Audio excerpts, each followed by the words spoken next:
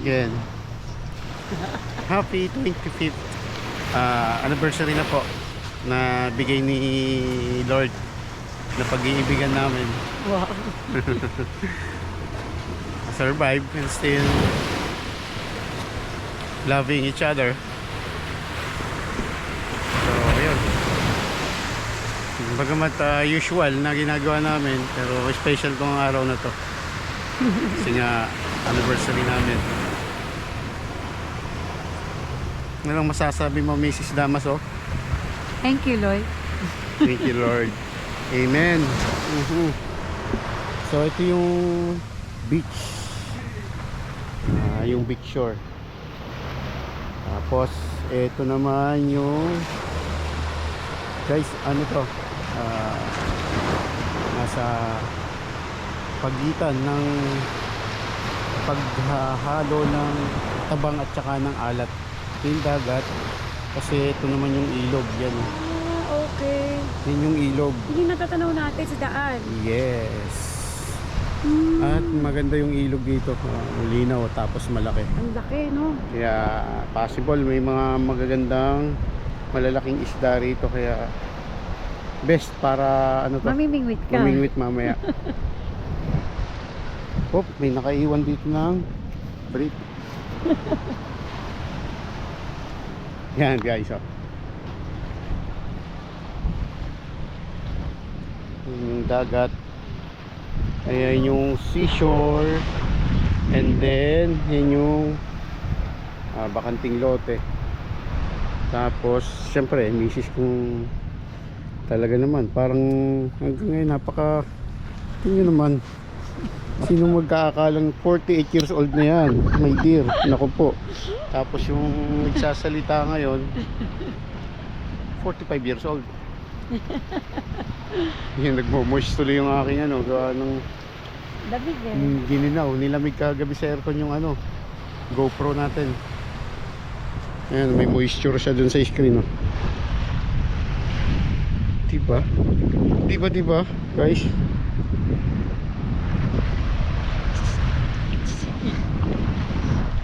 So yun, ito nga yung ilog. Tapos yun yung dagat. So check natin guys kung Ang malalim. malalim siya talaga, kasi gusto nyong makita yung ilalim ng dagat guys. O nung ilog. Siguro yung ilog na lang muna. Mamaya pakita ko sa inyo yan guys, gawa ng susuot pa ako ng ano, ng swimming gear para i-tour ko kayo mamaya sa ilalim yan. Okay, ano, meron kang ano comment, Mrs. Damaso, sa place? Ang ganda. Commendable. Hmm. Bisitahin nyo to guys. Maganda talaga.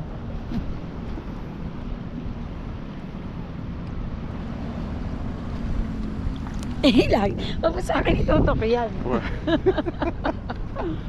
Ayan o, ang ganda ng bundok o. Oh, yun, okay. Saan mo Pakita ko sa ilagay? inyo yung bundok yung sinasabi niya. Mas maganda siya sa actual guys. Kasi naka-zoom yung aking vision ngayon. Maganda siya talaga. Layer by layer ng mga bundok, mountain doon sa likod. Kabundukan o bulbundukin ng Sierra Madre. Tapos yan na nga, sa dagdag pa ng payapang dagat. Siguro may konting alon pero payapa na yan, dahil sa panahon nga ngayon meron pang Yung tinamuhan eh. Di ba Pulilio? Pulilio Island dyan. Tapos may nakita kong isla dito. Yan na ba yung Pulilio Islands pa rin yan, kasi Ano? yun Ganon. andito Eh, yung nasaan ang ano? Ang humalig. Hindi ang tanaw. humalig, hindi mo matatanong, medyo may kalayuan yun ng doon. So tingnan nyo guys, oh. Naghahalo yung dagat, halo ng dagat at saka yung palabas na tubig ng ilog, oh, yun. Oh, diba? Yun yung alon. Tapos kung pansin nyo, walang alon dun sa may bandang gitna, kasi yung force ng tubig palabas papuntang dagat galing sa ilog, tinutulak niya. yung current papalabas sa dagat. So why nandito lang sa gilid yung tabi, yung alon. Ayan. At may nagsusurf. Sana all marunong mag-surf. Marunong lang ako mag-surf sa net. At dito parating na bangka, oh, guys.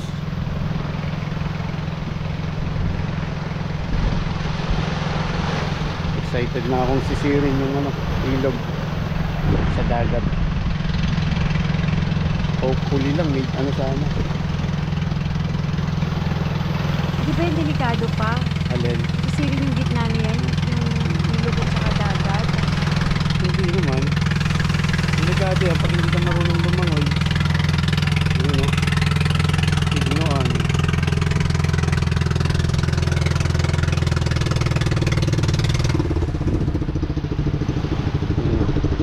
Kaya bumagal yung kanyang ano dahil sumalubong siya sa current. At gagarahin na siguro siya.